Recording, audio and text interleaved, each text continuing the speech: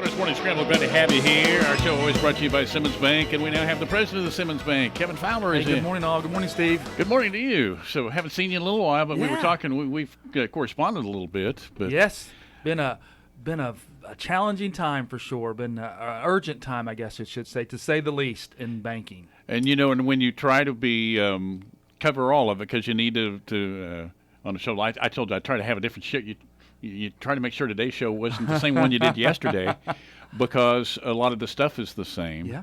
But we have such a great, and I'm so indebted to all the guests that come through. We have the best lineup of movers and shakers that come through every day, it seems like, and you're a part of that. So I appreciate everybody coming in. We'll probably, I think Rob Hill is in tomorrow, emergency management. Yes. The mayor Good to hear from him, and Mayor Joyce. Yes. He's on once or twice a week. Today we'll have State Representative John Talley will be on at 9 o'clock. Pretty cool, Steve. Yes, to get that information into the community. Really good. So, and you being in the business you're in, yes, people have lots of questions. They do. Because it's been an intense time, Steve. Most folks know the stimulus package. A big chunk of that was the Paycheck Protection Program. That was rolled out the morning of April 3rd is when the final rules were established for that program, and that was the first date that businesses could apply. Small business could apply. Small businesses, 500 employees or below. So if you're writing somebody a check for payroll, you're eligible for it if you're at 500 employees or below, including nonprofits, which is a different thing for Small Business Administration. SBA is administering this, and nonprofits, 501c3s and 501c19s. 19s are those that are Veterans Administration related. 501c3s are kind of United Way agencies, if you will, and churches.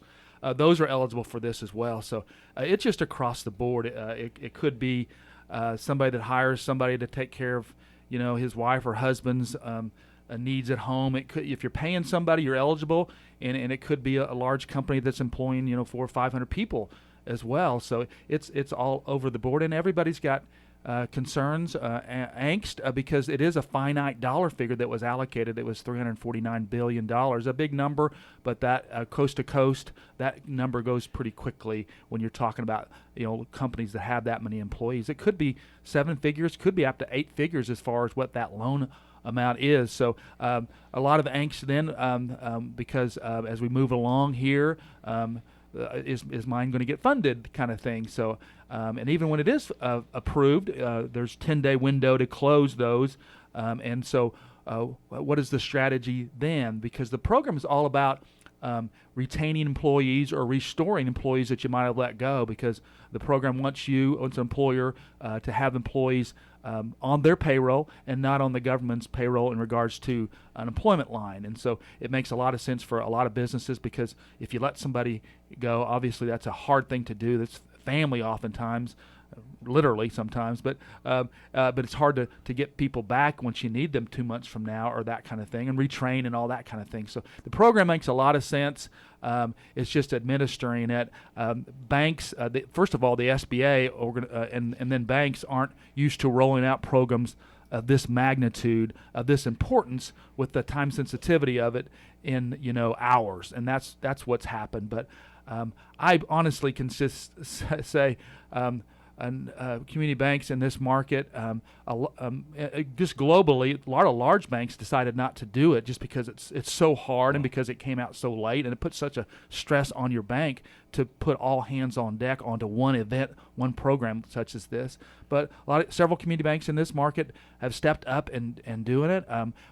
We have a lot of dialogue, because one thing that the SBA put into this program that I don't think they fully thought through, especially in smaller town America, is that if you're on the board of a nonprofit, let's say, you can't do that nonprofit's PPP, or Paycheck Protection Program. So in this community, a lot of us bankers are involved on different boards, and so if I'm on the United Way board, I can't do that deal, and so maybe another bank can. So we're always kind of, but maybe on another bank, he or she's on a board and they can't do that deal, so they're referring that to another bank. So a lot of that's going on. The purpose is just to get these deals done and help our local businesses. You mentioned April 3rd.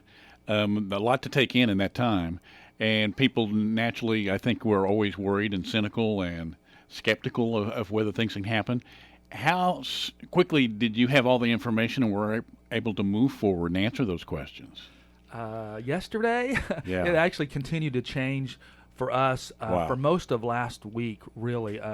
There's a portion of it that's called a calculator of the PPP that determines how much you're eligible for. Basically, it's 2.5 times what your average payroll is. If your payroll is average, 10 grand, you're eligible for a $25,000 loan, and it can be forgiven after an 8-week period of time. So it's an 8-week deal, basically. It's a bit of a Band-Aid, but we're trying to buy time is what we are. So it's 2.5 times what average payroll is to get you through a 2-month period of time and retain your employees. So after 2 months, say April 15th through the June 15th, you actually prove that you retained those employees or restored those employees at the level that you had before, and you submit that dollar figure along with any mortgage interest, rent expense, and utilities. So you can include those as well to the loan to be forgiven. And so 75% of that number has to be payroll. So it is largely a payroll thing, but there is actually mortgage interest and rental expense and utilities that go into this as well. So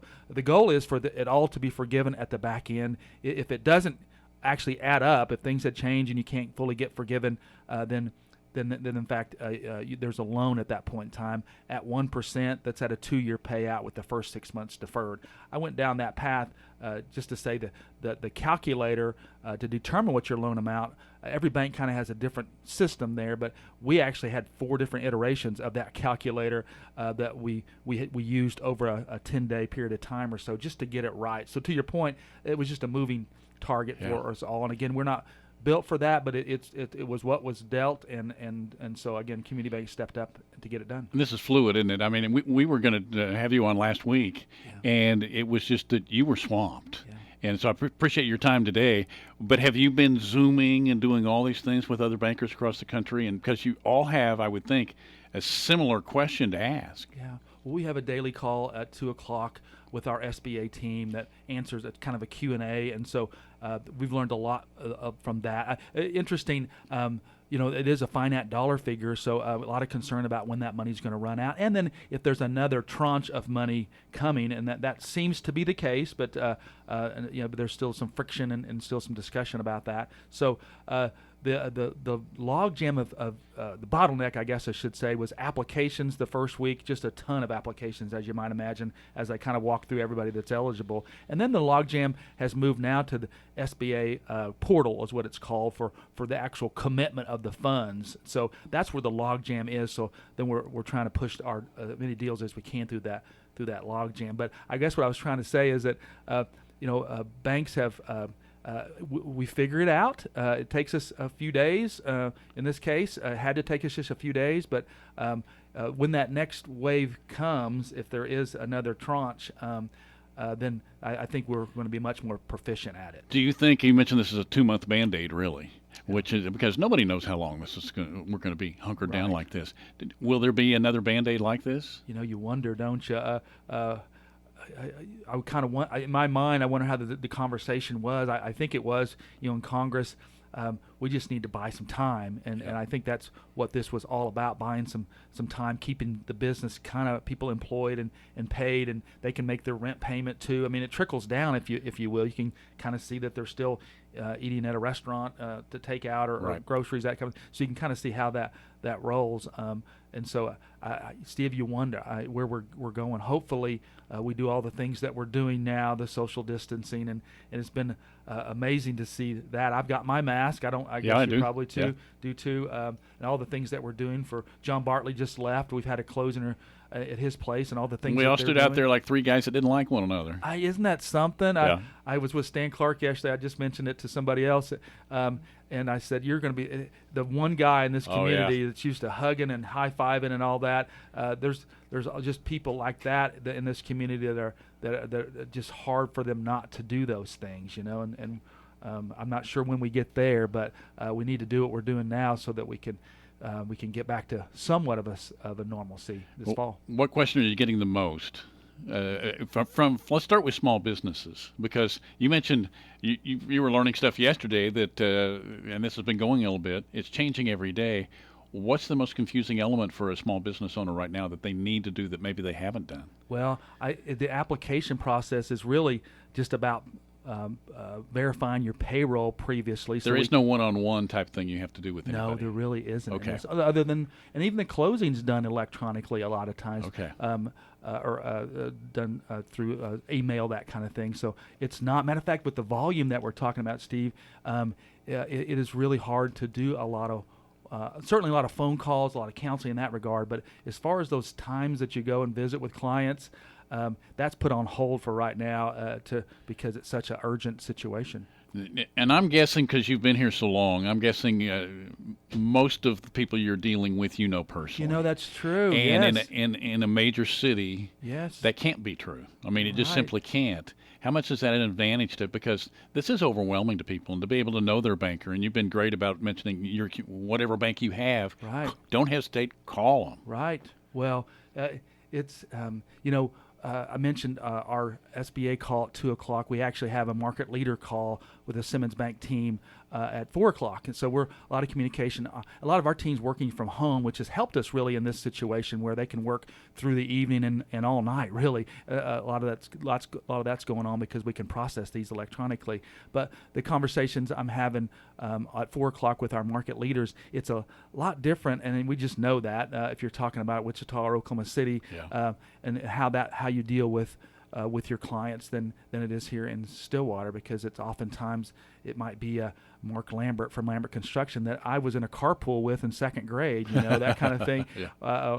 So there's just people that in the community or go to church with, or you coach their kids. So it is personal, and so you're right, Steve. When we try to take care of our clients and this PPP thing, honestly, it's just whoever can. Well, I've been checking on some people that I haven't heard from, and my conversation's pretty quick via email. Like, hey, have you checked into PPP?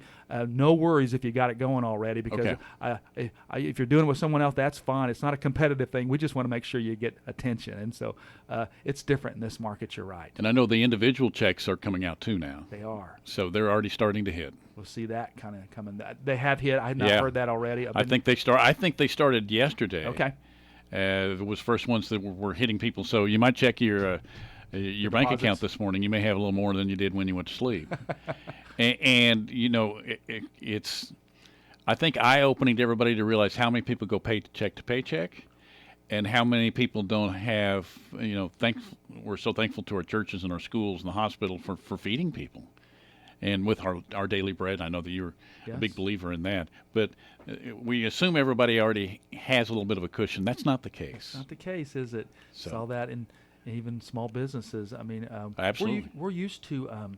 We're moving abruptly in this market. I've heard some other folks talk about on this show that I think Will Joyce spoke about it a couple days ago or so. That in this community, we're used to kind of stops and starts with school starting and school stopping and football season over and all that kind of thing. But this was at a time where one of our clients were gearing up for a lot of year-end banquets, a lot of tourism events, kind of Special Olympics, those type of things that were coming to town. So this was one of those times where we were going to get kind of our coffers full a little bit going into the slower months, maybe, and then hit football season. So that cycle was abruptly stopped at a difficult time for us. So kind of a double whammy there. It's kind of interesting how it's affected people in a different way. You hear people talking about being bored.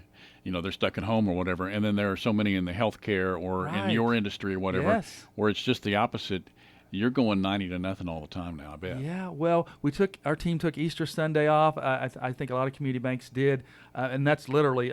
My dad's a grocer. Many of you might know that, and he's not very compassionate about the hours that we're working and the days that we're working, just because in retail it was a 6-day-a-week, 7 or 12-hour day, 7 to 7 kind of thing. But we were walking the dog. My wife and I were on Easter Sunday, and one of my neighbors said, not knowing or not thinking, said something about, hey, I bet the bank is kind of slow right now because our lobbies are closed. And boy, I overreacted and said, oh no, it's the most intense time of my career. It's just all we can do. And we walked away from her, and I said, Chris, my wife, did I overdo that? I guess all the emotion just kind of poured out when because it's just been really an intense time for community bankers.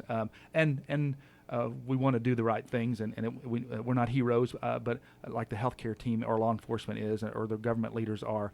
But certainly, community bankers are doing their part right now. Yeah. Whenever you have a crisis, and can you think of anything that, I mean, you have times where you think it is, in 08, 09, when when the market was half the size and people were losing their savings. Yeah.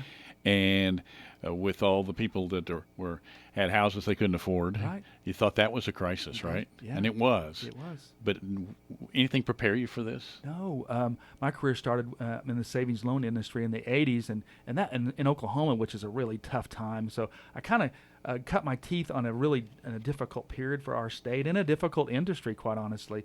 But then we floated through the 90s pretty well, and then of course 9/11 hit, and that was a significant impact, and uncertainty was kind of the thing there. So a lot of concern, but it was we rebounded quickly. And of course, you mentioned the recession in 08, but nothing like this, at least at this point in time. It could turn as well, and I think we see some positive news coming out. So all we know to do, and all Americans and Oklahomans and people from Stillwater know to do, is just keep doing their job and keep being and working smart, and we'll get through this. We're going to have John Talley in. We talk to Trish Ranson on a regular basis. Bill Coleman, who's a state senator, who's the owner of this station and stuff. Are the lawmakers in touch with the bankers? Do they need to be in touch with the bankers? Because you need to know what's going on, and you deal with the people.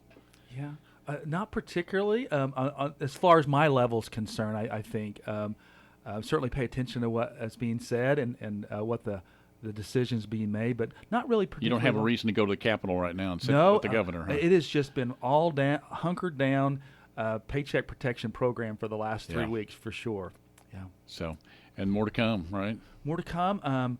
There's also the economic injury disaster loan, the EIDL for businesses. That's directly through the SBA. So something businesses should certainly look into. It has its advantages as well.